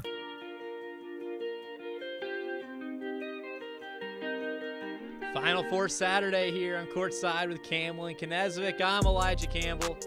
She's Michelle Knezovic. It's Chapter 3 of Duke and North Carolina this season, and it just so happens to be the biggest stage of the sport, Final Four weekend. Michelle, we look at these teams on paper. We look back at some of these matchups. Duke absolutely drubbed North Carolina by 20 at the Dean Dome, and then the historic embarrassment at Cameron Indoor Stadium. 94-81, North Carolina wins. Now it's part 3. When you look at this matchup on paper, look at both of these teams, and you take in the two matchups prior. What are you what are the first things that come to your mind? I think when I look at these two teams and just look at their slate of games they've played so far in this college basketball season, when it comes to the tournament, they're very even, like we talked about it. Offensive rebounds, rebounding, foul line, assists, steals, blocks, turnovers, pretty much dead even. Mm-hmm. I think it's going to come down to guard play. Yeah. Whose guards are shooting better, handling the ball better. I think they're dead even on every other. They don't have some Oscar Tshiebwe, where they essentially get all their buckets in the paint. I mean, these teams, they play very similar. I think it's going to come down to who has a better shooting night. That could easily, especially with the way North Carolina has been shooting lately. And my thing about North Carolina, too, is, if you look at the strength of the offense, they have some shooters. And Armando Bacot, who you can make an argument for, got robbed of ACC Player of the Year. I know Alondas Williams at Wake had a really good season, but Armando Bacot was putting up some insane numbers this season for North Carolina down the stretch. And while they're a good offensive rebounding team, and while he is an elite offensive rebounder, they don't rely on that to get a lot of their offense because they can do a lot of other things because Brady Manick has played so well. When you look at the game at Cameron Indoor, they almost shot 40% from three, and they grabbed 8 offensive rebounds. They grabbed 3 offensive rebounds in the game in Chapel Hill. That was a big to-do. Leaky Black had 3 of those offensive rebounds. 3 of the team's 8 in Durham whenever they played. They were almost dead even on the offensive rebounding battle in that game. But, Michelle, you mentioned guard play, too. I think that's the one thing where Duke has gotten better. Like, Paolo Banchero has been really good all season long. I think he's realized, at least in the tournament, like, hey, why don't I just be the player I am? Yeah. Right? I mean, I think we saw earlier in the season, it's almost, I don't want to say he looked nervous, but I guess you could compare him a little bit to a Kennedy Chandler for Tennessee. It's right. They're trying to figure out like where they fit. There's a feeling out process. Yeah. You got to feel it out, right? In high school, in AAU, you're so comfortable in those settings. You've been playing with those guys for years, and then you get thrown into this college setting, and there's so much pressure on you. You're going to be a top pick in the NBA. You're supposed to be amazing. Why are you playing like this? What's going on? Why can't you shoot? You know, there's so much just noise and outside noise, but I think Banchero's finally been able to just, okay, like, I am this basketball player. Have a little bit of confidence and swagger, I guess you could say. Just play the game. Just block out the outside noise. And I know it's a lot easier to say from an outsider looking in because there is so much pressure. And I hope that the pressure of this moment doesn't get to these players because I think that this truly could be an absolutely amazing game. I mean, an all-timer. You think about just moments in March, right? I think about the One Shining Moment video. And I think specifically about this game and the video that they're going to make after the national championship on Monday. And you just think about historically, right, some Grayson Allen shots, some Luke May shots that killed my Kentucky team. With less than a second left in Memphis. And you think about that these are the two teams that have been able to historically do that and make these amazing shots. I just hope that the magnitude of this moment they just play basketball. And I know it's easier said than done, but the best do it, though. The best do it. And I was listening to Marty and McGee when I drove in this morning, and he played with Hubert Davis. It's the guy who was at the foul line and he had the blood streaming down his face, and I can't think of his name. Eric Montross. Yes. Yeah. He was on with them this morning, and he made a really great point, and he was like, when you are on Duke or North Carolina and you have this game, there's just so much more behind this. Now that this is a Final Four game, he's like, I'm not trying to get sentimental for a moment, but I hope that these players just soak in the just amazingness of being a part of this rivalry. You're in the Final Four. And talk about a Final Four when you're finally able to have fans. The Superdome is it's sold out. It's a sold out crowd at the Superdome, like 71,000 plus. And we haven't had this since prior to COVID, right? Last year was limited. This is the first year you are fully back in it. You've got an amazing lineup of Duke, North Carolina, Kansas, Villanova. Talk about 4 of the best basketball programs in the country. And I'm really excited. I mean, I feel like all show we've just been super hype about this. And even just talking about it, I can like feel our passion of basketball. And March is just such a special time. And to have Coach K's last year and all the storylines we've talked about, I just hope that this is just such a great basketball game we've hyped this up to be. And yes, Elijah, this will be the most watched college basketball game ever. I think by far. And it's like you mentioned, like all of the cultural stuff behind this, all of the historical stuff, all of the things that the petty rivalry. Yeah, the things that make this like what it is. And then if you look at these teams on paper, like how similar they can be too. Like I've been trying in my head to pick one key to this game that I think is going to really separate it. And I can't just pick one. Like there's so many different things. Like the Armando Bacot, Mark Williams matchup. Like Mark Williams for Duke has been a monster these last few games. I don't think they beat Arkansas the way they do if Mark Williams isn't that good defensively. Because Mark Williams single-handedly took what Arkansas does well, and that's get into the lane and at least make tough twos. and force them to shoot from the outside because he was blocking shots, he was clogging the lane, and Armando Bacot can do that for North Carolina too. You have a battle of big men who rebound and block shots well and play defense really well. You have different players that shoot from the three. Paolo Banchero is a matchup nightmare, and so is AJ Griffin. AJ Griffin shooting like 46% from three this year. AJ Griffin, brother was Illinois and then on Syracuse. His sister plays for UConn. His dad played for Seton Hall. Then was in the NBA, coach for the Raptors, and he also tweeted that he just drove like 7 hours to New Orleans to see the game tonight. That is basketball. I mean, lineage. that is eat, sleep, breathe. You all play for. I mean, sisters on UConn, just incredible. And you can tell because AJ Griffin is a matchup. He's a matchup nightmare. 6'6", forward, shoots like that from the three, and it's like just so much fun to watch. But like him and Brady Manick are going to be the forwards that are out there shooting threes for these teams. They both get them in different ways too.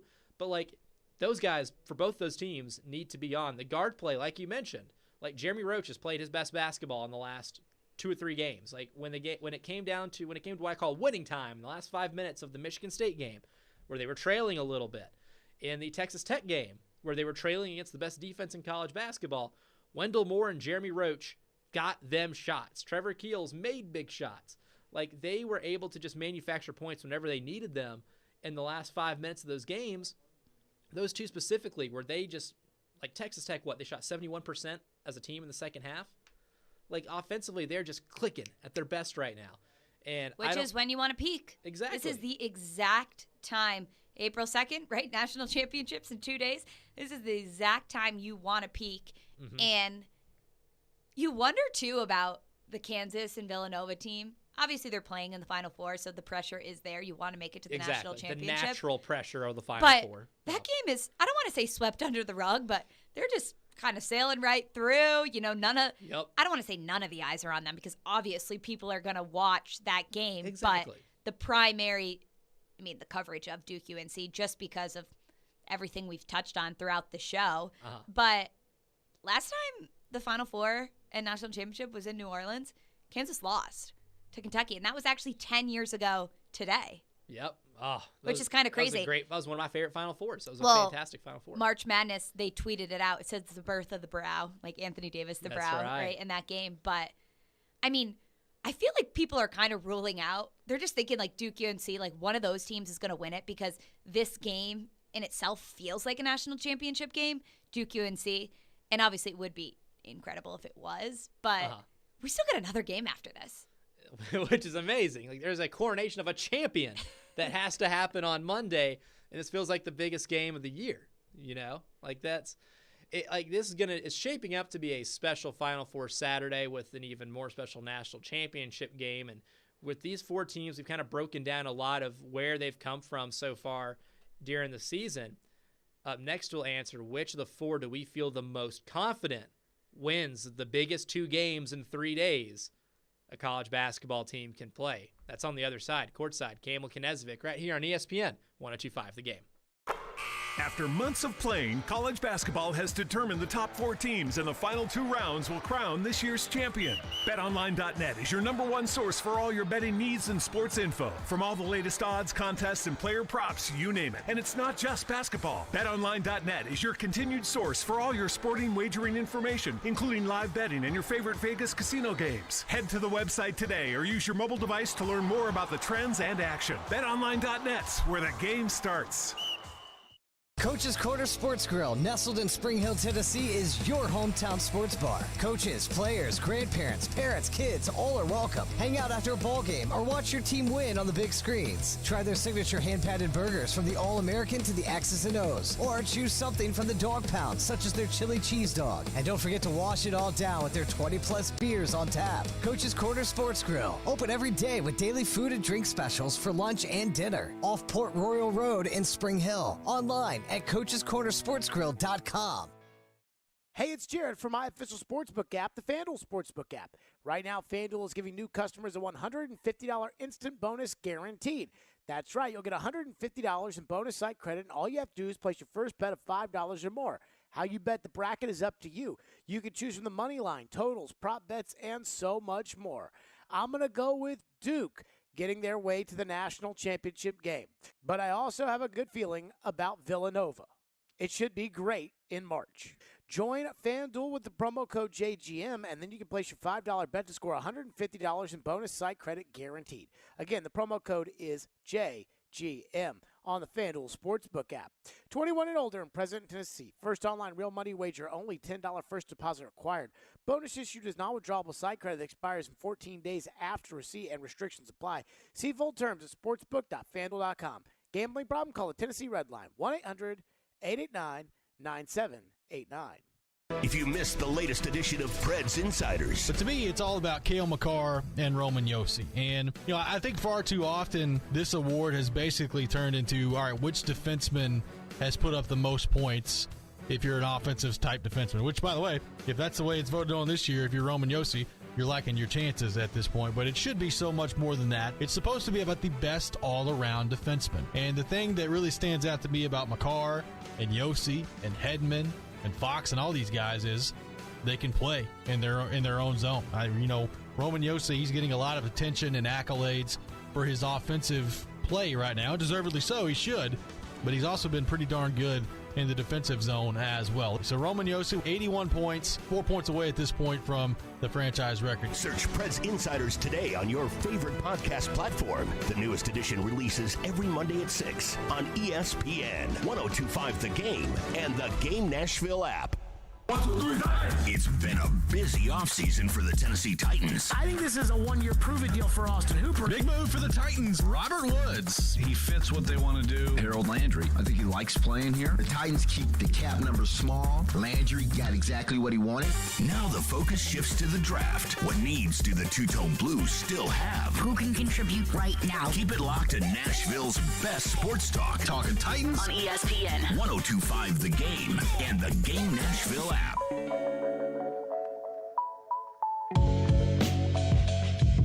It is indeed the best day ever. Final Four Saturday here on ESPN 102.5 The Game. Listen to Courtside with Campbell and Knezovic. 4 teams left, like we mentioned. Villanova, Kansas, North Carolina, Duke. But which of the 4 do we feel the most confident in to win the magical 2 games in 3 days in New Orleans? Michelle, I'm torn between 2 teams. I know which ones they are. And it's Duke and Kansas. I think those are the most complete teams in it. Kansas is deeper. Duke is more talented. I can't decide between the 2 of those. Which coach do you trust more, K or Self? Definitely Coach K. Yep. Definitely Coach K. So I think I'll give the slight edge to Duke, but they definitely have the tougher game in the Final Four because of the circumstances we have been laying out the entire hour. With Villanova being down. And Villanova being down. Player. I mean, Elijah, I'm pretty much in the same boat. And because we said this, that it's going to be UNC and Villanova in the national championship. Because that's how this has worked all month long. I think you can look at a lot of different. I think Duke is the most talented team. I think Kansas has had the best tournament performance against Miami and has the most depth on their team. I think UNC has had the biggest turnaround and has had probably the hardest route. Other than that St. Peter's game, I think playing Baylor and UCLA was one of the hardest, routes to get to where they are. Very tough. Those, obviously elite level teams. So I think they've had the hardest path and have had to play people had Baylor in their Final Four. People had Baylor winning again. People had UCLA in their Final Four. Baylor is a top 5 or 6 team all season long. They did obviously have that break against St. Peter's, and then you look at Kansas's route to the Final Four. Who did they play? So they had Texas Southern and then Creighton in the second round, which Creighton gave them a game, but Creighton second round, Providence. Miami. Not the toughest. Significant difference. And some of them were close games. Creighton, they ended up winning by 7, and then Providence was a 5-point game. And then you have Miami. Then you look at North Carolina, like we just said. They had Baylor and UCLA back-to-back, an overtime game against Baylor, and then that UCLA game that was pretty tight. And then where's Duke? And then we look at Duke, and they had Cal State Fullerton, the Fighting E.J. Anasikis, former Vol not-so legend. really hoping that they upset them. And then they had, where is Duke? Okay, and then that Michigan State game. Mm-hmm. That was a tough one. Fantastic game. But that Michigan State team's not that good. I mean, it was a great game, and you got Izzo as your coach, so he's always traditionally good in March. And then Duke had Texas Tech, which was another tough game for them. Best defense in the country. Arkansas. One of the best defenses in the country. So then you look at Villanova. I would say they had a pretty tough. Mm-hmm. I mean, Ohio State. Now Ohio State has some players. Ohio State was weird this year. They never figured it out for a whole season. But Malachi Branham's going to be a first-round pick. EJ Liddell's going to be a late first, early second-round pick in the NBA draft. Like, Ohio State had some talent on that team. Then you had Michigan, which I know Vols fans were like, this Tennessee team should have beat Michigan. Yes, they should have. But Michigan is not an 11-seed team. Prior to preseason top 5. Prior to the season, and yes, I know ups and downs and some of the losses they had, but I mean, they were picked to win the Big East. They were like top 5 in the country as far as talent on the team. Yeah, their season didn't show it, and that's why they are an 11 seed. They also play in the Big Ten, which is the deepest basketball conference. Insanely deep, cannibalistic conference. And Villanova surpasses them. And then Villanova surpasses Houston, coming off, I would say, one of the top performances in the entire tournament. Now Villanova's obviously down a player. Duke, the most talented, but I think Kansas gets it done. I think they have a revenge New Orleans championship win. Ooh, see, that would be a juicy storyline. Be a very juicy storyline. Another interesting storyline too would be if Duke and Kansas played. Coach K's last game would be a national championship game against the school where he won his first. Oh, there you go. His first championship, he beat Kansas in a very similar way. There's a really weird parallel here because Coach K's first win or title came from the year after they got thrashed in the title game against UNLV, got beat by 30. Yeah, and Duke was – Coach K could have gotten fired from Duke, which is crazy to look at now because – 1 year later, they play that same UNLV team that returned all those players in the Final Four and turned a 30-point loss into an upset win, and still 48 hours later had to play Kansas, coached by Roy Williams, to win his first national title. And they ended up doing it, even though, like we talked about, what's called the miracle on ice scenario, where your big tough game that the one that all the eyeballs in the country on, we're on that semifinal game, and you still have to turn around and after that emotional, exhaustive game and have to win a national title. Coach K's done that before. Or we could see UNC and we could see Hooper Davis in his first year win a national championship. Or we could see Jay Wright get his third national championship since 2016. Now, that's insane. Now, that's a dynasty. I mean, in college basketball, you don't see teams win what UCLA won, where they dominated an entire decade and were winning. Which they still have the most national championships in any college basketball program. Yeah, all because of John Wooden and because they dominated an NCAA tournament that was a lot shorter and a lot smaller of a field. And basketball was a lot different. A whole lot different then. I mean, you even look at Kentucky, and a lot of their national championships came from them too, right? They're the second team or second program, I guess you could say, they're right behind UCLA. I think, is UCLA at 10 or 9? I think they might even be at 11 because I think Wooden won 10, and then UCLA won 1 in 95. Okay, and that's the only one they've won post Wooden. And Kentucky is at 8. Wow. Calipari won their 8th 10 years ago. Exactly 10 years ago today. In the Superdome. And here we are again, Kansas trying to win in the Superdome after they lost 10 years ago. Well, full circle today. Yeah. There is. Today's show. And if Villanova wins too, another cool thing. If Villanova wins this, the Big East, we mentioned this off air, has a chance to win the men's national championship, the women's national championship with UConn, the NIT, which they've already won with Xavier, and Seton Hall is in the championship of the women's NIT. They can win all 4 of those tournaments, can be Big East. All big, you know what Big East titles. You know what I have to say to that? The regime of the Big East. I love that. 30 the Big for East 30. is back. Yes. I mean, if you think about it, that is historically. I mean, the Big East was basketball. Yeah. Right when Syracuse was in there. It was so much better then.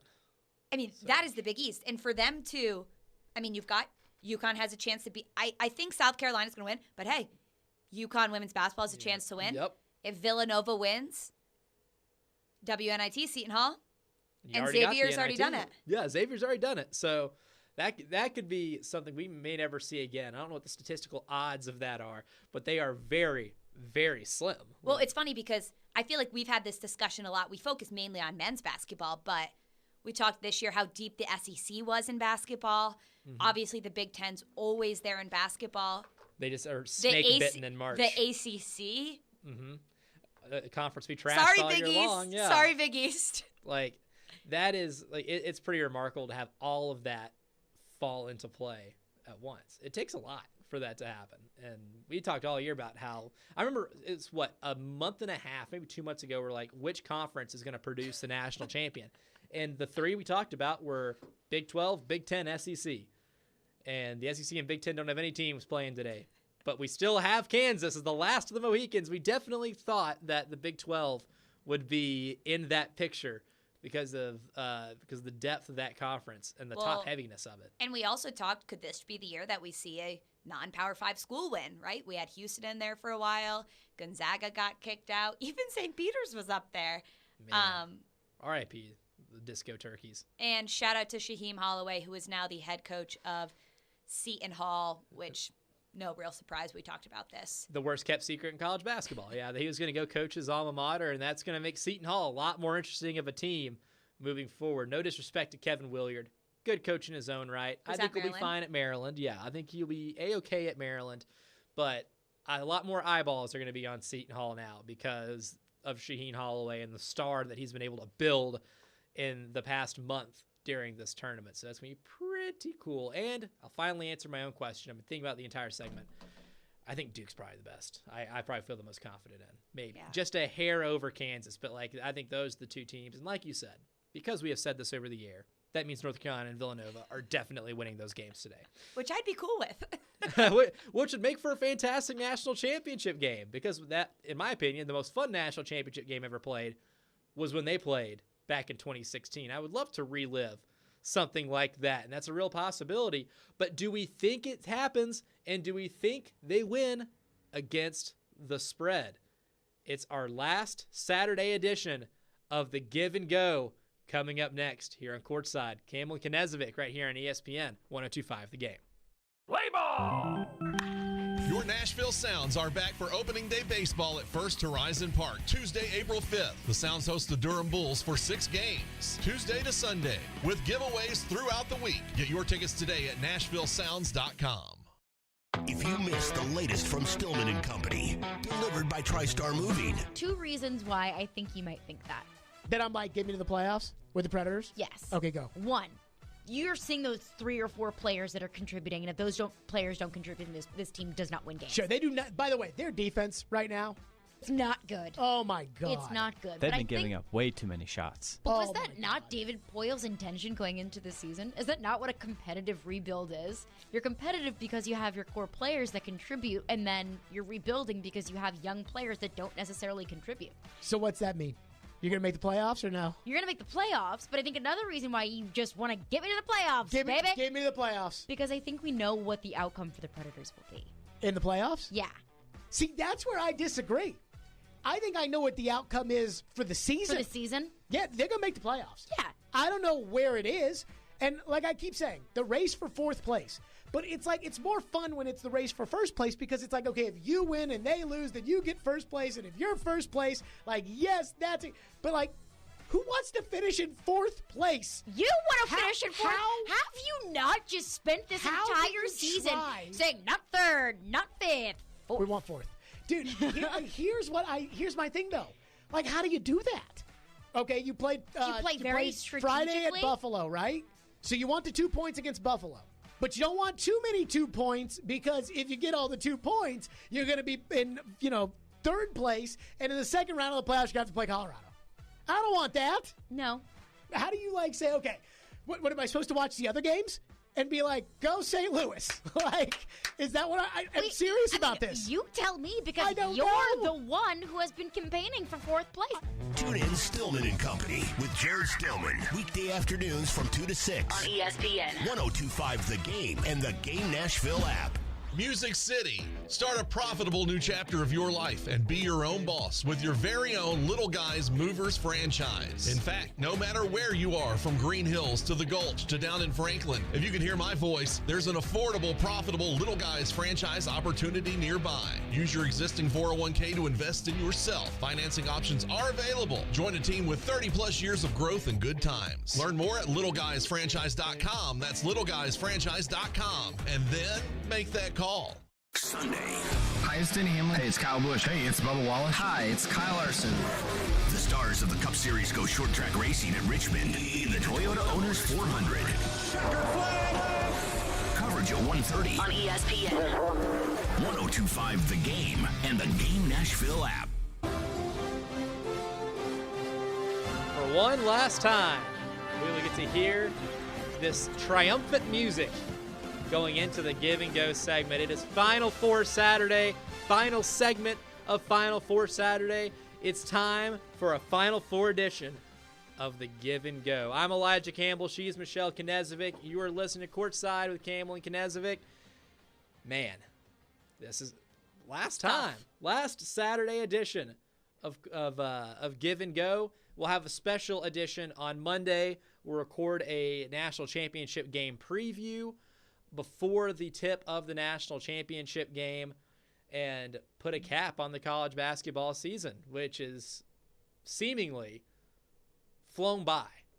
But this is where this is it. March? Well, technically it's April, but I don't want it to end. This has been a great season. It's been incredible, and we are lucky to get these games that we have going on tonight. First one, I finally made my decision on this. Kansas is favored by 4.5 against Villanova. I'm going Kansas minus 4.5. Michelle, are you giving or going? I'm going to give that one right back to you. I'm taking Villanova plus 4.5 on this one. I think that it's going to be a close one. I think that Villanova is going to overcome the loss of Moore, and I think they're going to shoot the lights out. Heck, I hope they do. But as far as the over-under, you're looking at 133, which is kind of low. But we talked earlier in the show about how Villanova holds them. They held Houston to 44 points the other day, coming off an almost 80-point game. The slowest teams in the country. I'm going to go under on that one. So, okay, going under on that. Ooh. So that means 132, the teams have to average out about 65? 66. Yeah, 66. Yeah, 66 points each. Ooh, I think I would hit the under on that too. I know Jared Cassidy, our producer behind the glass here, has some vested interest in Kansas winning the whole thing because he wins a lot of bracket pools that we're both in if Kansas pulls it off. So, Jared, Kansas minus 4.5. Michelle is giving it away. Are you going with it? I'm going to go with it as far as I can. As far we hope you as win a lot can. of money, too, in addition to those brackets. Brackets for bragging rights, money for just moral victories. For moral victories, that's right. Which is all I have now is the potential for a moral victory. Jared, do you have a feel on the over-under this game? I think Michelle and I are both feeling the under here because of the pace of play. But there's a little part of me, though, that feels a little iffy that if Kansas is able to dictate the tempo and just get in a track meet the way they contend to do, the way they did Miami in the second half of that Elite Eight game, that number can be a little tricky. Yeah, I would say that I would lean more towards the under. I do have the spread in this on mine that I'm using on DraftKings. It is 4 is the spread. So I have Kansas at 4, at minus 4, minus 110. But I would lean to the under just because of what y'all said. Also, the defensive physicality, especially in the first half, they're going to play tight. They both know what's on the line. Game. Yeah, I mean, you can't. It's not going to be go out there and just shoot a shot. They got a plan. They got to stick to it. So I think it's going to be a tight defensive game. I would lean to the under. I like the 4 on your end for DraftKings. I'm on FanDuel right now with the 4.5. That's why I went with Villanova. 4, I might take Kansas, but 4.5 I have here. Elijah, next game. Like Mary's. 7:49 Central Time. Duke is favored by 4 even on here. Are you giving or are you going? If it's, you know what? I'll go with it. I'll go both favorites. Even I like the sports book of my choice. No free pub here. Has it at -4.5 with Duke. I think I might even take that too. Even though like with a rivalry game like this, 4 points, especially the way North Carolina did them in Durham. Did them dirty a month ago in Durham.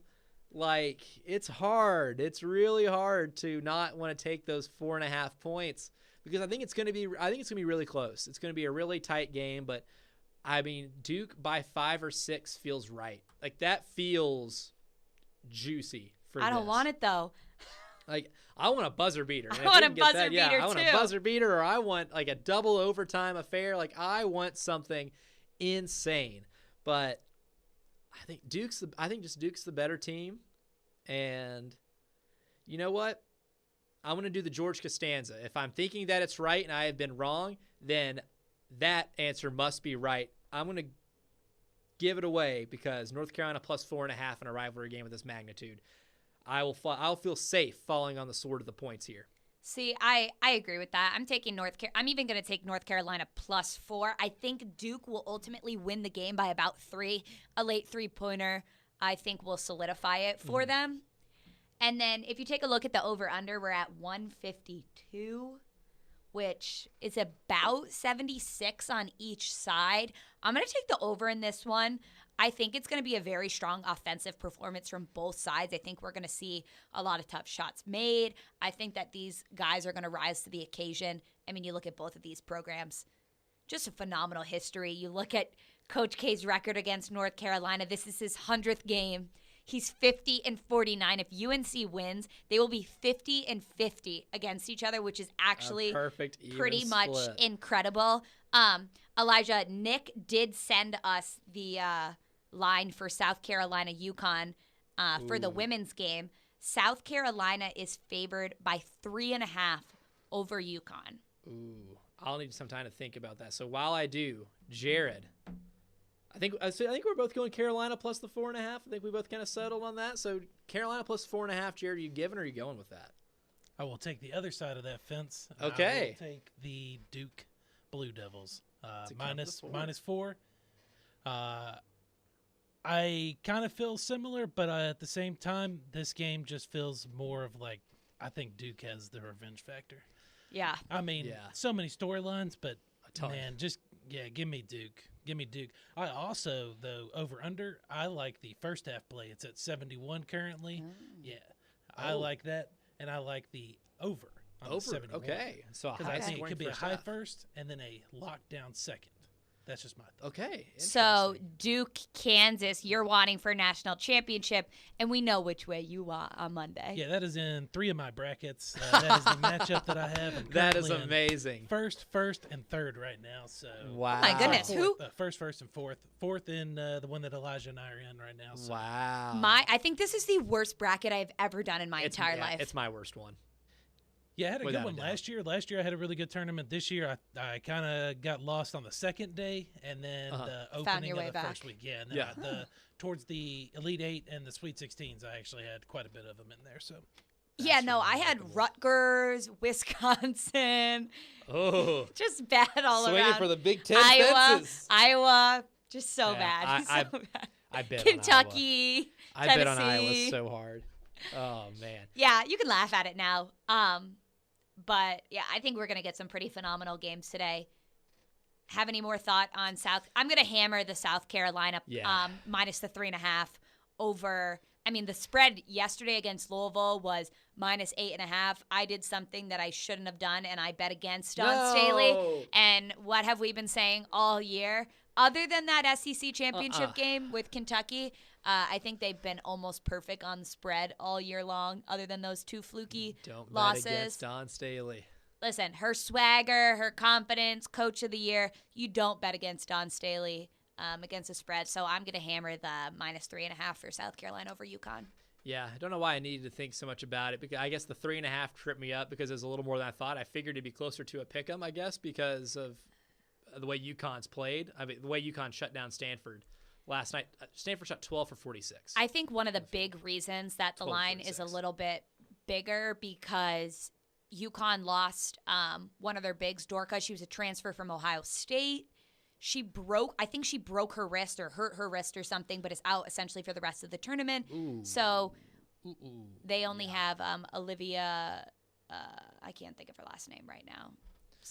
Something Dota. I can't think of her last name. You don't tug on Superman's cape. You don't spit into the wind. You don't pull the mask on the Lone Ranger. And you don't bet against Dawn Staley. Nope. I'm not betting against Dawn Staley. I'm hammering the -3.5.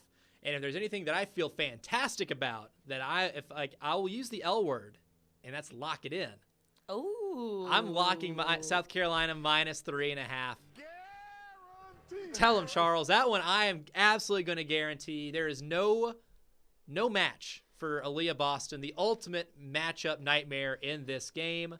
She'll be the most outstanding player, the consensus player of the year, defensive player of the year. She is going to sweep the awards, and the coronation ceremony will be tomorrow night, tip-off 7 on ESPN, when South Carolina beats UConn by 6. And I'm going to piggyback right off you. I do not feel confident locking either of the men's games because we said Duke's going to win, we said Kansas is going to win, so UNC will probably win and Villanova will probably win. So locking down on the South Carolina Gamecocks for me, Dawn Staley, she's the only one I feel confident in.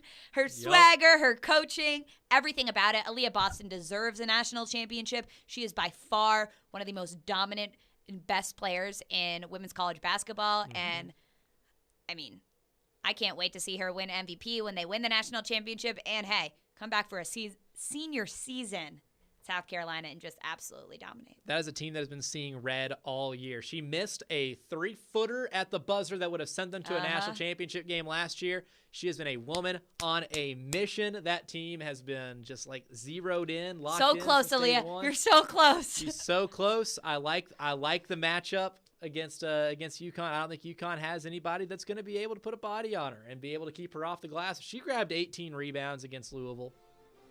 What she's going to do against UConn might be disgusting. So I love South Carolina to win the national championship. If I'm liking Duke to win the men's national championship, but we have 3 great games this weekend, all culminating into the men's national championship game on Monday. Michelle, I'll talk to you then when we react to these games and break down the national championship to conclude our first year of coverage on Courtside with Campbell and Knezovic right here on